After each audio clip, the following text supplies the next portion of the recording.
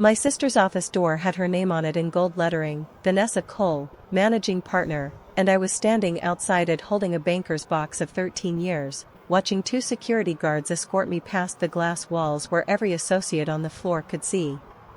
"You're just a nobody," she'd shouted, loud enough that the whole floor turned to look.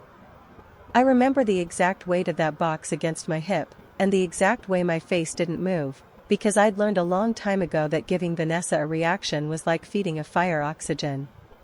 Everyone watched me leave that day, and not one person said a word. 3 days later, the board of directors walked into that same building asking where I was.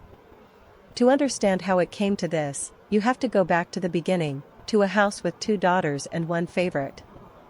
I'm Renata Cole, and my sister Vanessa Cole is 2 years older than me, the daughter our parents built their whole identity around. Growing up, Vanessa was the golden one, captain of everything, valedictorian, the one whose report cards got magnet to the fridge while mine got a nod and a "that's nice, honey" before disappearing into a drawer. I don't say that with bitterness anymore, or at least I try not to. I say it because it's just true, and truth is the only currency I ever really cared about collecting. My cousin Dahlia Reyes was the one exception in that house, the daughter of my mother's sister, who spent every summer with us and somehow always knew when to sit next to me at dinner, when Vanessa's stories got too long and my father's eyes got too proud. Dahlia used to say I had a lawyer's face, flat, unreadable, patient, even back when I was 11 and losing every argument that mattered. She wasn't wrong. By the time I got to law school, that face had become an asset instead of a wound. I clerked for a federal judge who terrified first years into silence, and somehow I was the only one who never flinched in her chambers. I took the bar in a different state than Vanessa, mostly because I needed the distance, and mostly because some small, quiet part of me needed to prove I could build something she couldn't touch. Vanessa went into family business law, our uncle's firm, Cole Whitfield, a mid-sized shop that handled corporate contracts and had been limping along on legacy clients for a decade. She made partner young, faster than anyone expected, and our parents threw her a dinner with a cake that said "Congratulations, Madam Partner" in cursive icing. I sent a card. Nobody mentioned that I'd made partner track at my own firm the same year, in litigation, doing the unglamorous work of discovery and depositions that nobody puts on a cake. I built my reputation the boring way, case by case, motion by motion, showing up prepared when opposing counsel wasn't. There's a particular kind of respect you earn in a courtroom when you're the person who read every page of the contract, who found the one clause buried on page 47 that changes everything. Partners started asking for me by name on the complicated files, the ones where a single overlooked line of language could cost a client 8 figures. I wasn't loud about it. I didn't need to be. Dahlia used to call me at midnight after I'd won some unglamorous procedural victory and say, "You know you're better than her, right?" And I'd say, "It's not a competition," which was, of course, a lie I told us both. The lie got harder to tell after our uncle retired and Cole Whitfield needed new blood, specifically, an outside litigator to shore up a firm that had been coasting on soft corporate work for years while the market shifted under them. Vanessa recruited me herself, over a lunch where she ordered for both of us without asking, the way she always had. "We need someone who actually knows how to fight," she said, like she was doing me a favor, like litigation wasn't a discipline she'd never had the stomach for. I should have said no. Dahlia told me to say no. But some small, stupid, hopeful part of me thought, maybe this is the version of us where she finally sees me as an equal instead of an afterthought. I joined Cole Whitfield 18 months before the board asked where I was. I took the litigation department from 3 open cases to 11, built a case management system from nothing, brought in 2 clients from my old firm who followed me out of loyalty.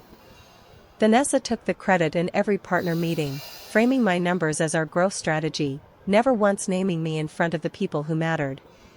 I let it go. I told myself the work would speak for itself eventually, that patience was a form of strategy too.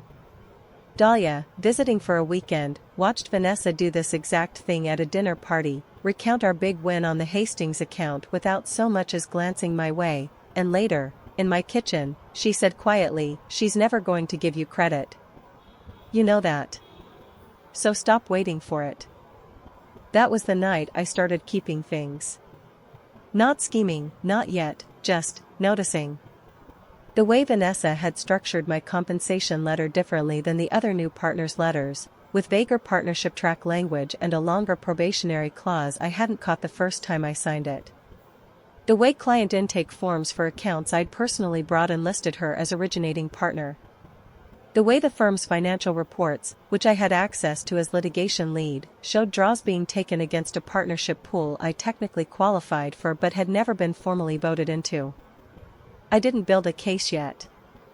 I just started reading everything twice, the way 13 years of litigation had trained me to. The incident that finally cracked things open was smaller than it should have been, which is often how these things go. I'd landed a client, a manufacturing company facing a breach of contract suit that could have bankrupted them, and won a summary judgment that saved them $9 million. I brought the win to Vanessa's office to talk about formalizing my partnership status, the thing I'd been quietly, patiently waiting 18 months for. She barely looked up from her desk. "We'll discuss it at the next review cycle," she said, which was the same thing she'd said at the last 3 review cycles. When I pushed, gently, and said I thought the Hastings and Millbrook wins alone justified an accelerated vote, something in her face changed, that old flicker of resentment I remembered from childhood report cards. "You think you built this firm?" she said, standing up now, voice climbing. "You're a hire, Renata. Your staff. You've been here a year and a half and you think you're entitled to my father's name on the door?" I said something calm, something about the numbers speaking for themselves, and that's when she said it, loud enough for the paralegals outside to hear through the glass, loud enough that I felt the whole floor go still. "You're just a nobody. You always have been." And then, because apparently that wasn't enough, she called building security and had me escorted out like I was a liability instead of the person who'd just saved a client $9 million. I didn't cry in the elevator, though I wanted to. I called Dahlia from the parking garage, box on my lap, and she didn't say "I told you so," which I've always loved her for. She just said, "Okay. So now what do you actually have?" And that question, "Now what do you actually have?" was the one that shifted something loose in my chest, because I realized I wasn't just angry anymore. I was ready. What I had, it turned out, was more than I expected.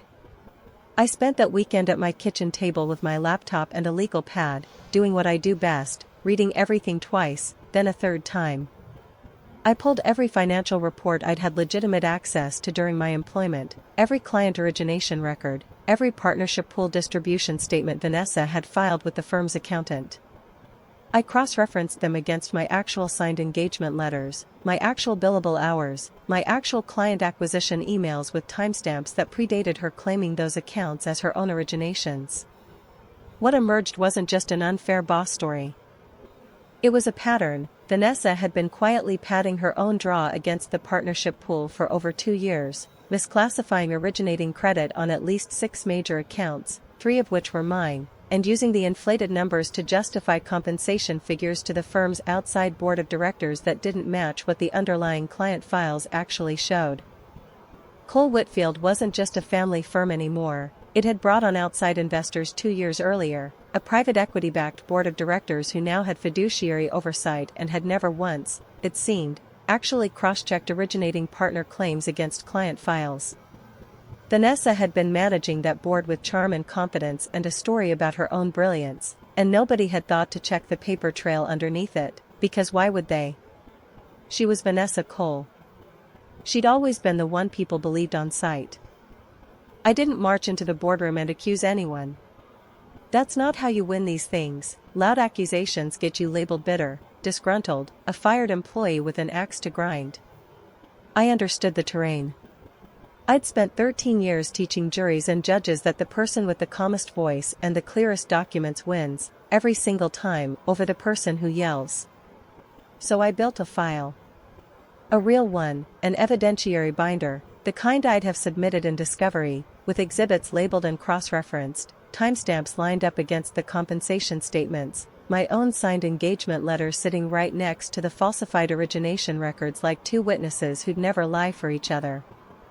Dahlia asked me, late one night on the phone, if I was scared. I told her the truth, that I wasn't scared of Vanessa anymore, hadn't been in a long time, but I was scared of becoming someone who needed to win this to feel like a whole person. She told me that wasn't who I was, that I'd spent my whole life building things quietly while somebody else took the bow, and that documenting the truth wasn't revenge, it was just, finally being seen accurately. I held on to that phrase for weeks. Finally being seen accurately.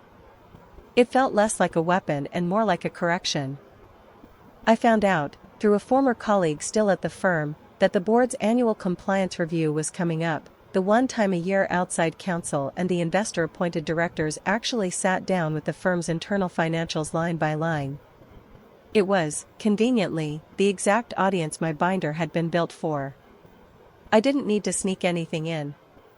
I had a standing professional relationship with the outside compliance counsel from a case years earlier, a woman named Priscilla Ward who'd always respected my work and who, when I called and said I had documentation relevant to a fiduciary compliance concern at a firm she happened to be auditing, didn't ask why I was calling. She just asked when I could meet. I remember hanging up the phone and sitting very still in my kitchen for a long moment, feeling something settle into place like a key turning in a lock I'd been jiggling for 2 years. This wasn't going to be loud. It was going to be undeniable.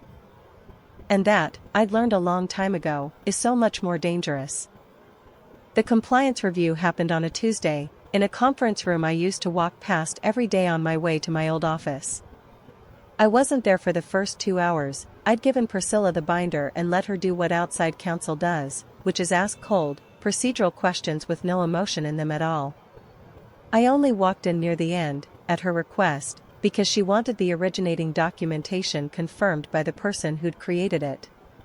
I remember the sound the door made, and I remember Vanessa's face when she saw me, not shock, exactly, more like the specific stillness of someone doing very fast math. Around the table sat 4 members of the board of directors, people I'd only ever seen in company newsletters, plus Priscilla and the firm's outside accountant. A stack of my documents fanned out in front of them like a hand of cards someone had already called. Ms. Cole, said the lead director, a silver-haired woman named Josephine Ferris who I'd later learn ran 3 other portfolio companies with the same flat, unimpressed patience I recognized in myself. Can you explain why the originating partner credit on the Hastings account lists you, when the engagement letter and every billing record for that matter is signed by Renata Cole? Vanessa's mouth opened. Nothing came out for a second.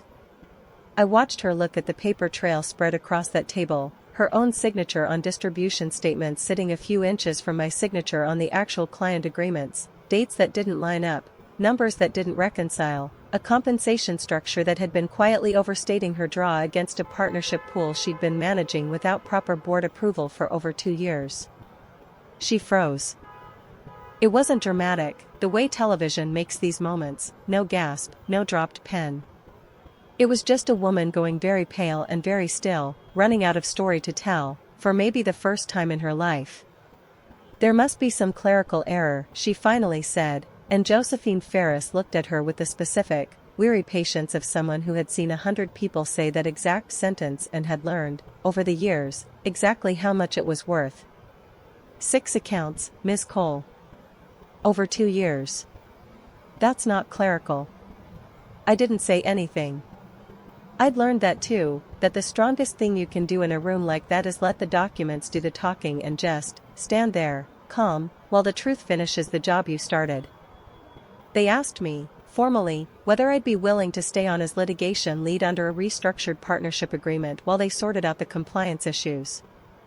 I said I'd need it in writing, with proper originating credit and a corrected partnership vote, effective immediately, not because I wanted to twist the knife, but because 13 years of contract law had taught me that verbal promises evaporate the second everyone leaves the room. Josephine actually smiled at that, just slightly, like she recognized the instinct. Vanessa was asked to step out while the board discussed next steps, and I watched my sister leave a room the same way I'd left her office 3 days earlier, except nobody watched her go, because everybody in that room was already looking at me. Let's just say the silence that followed her out the door was louder than anything she'd ever shouted at me.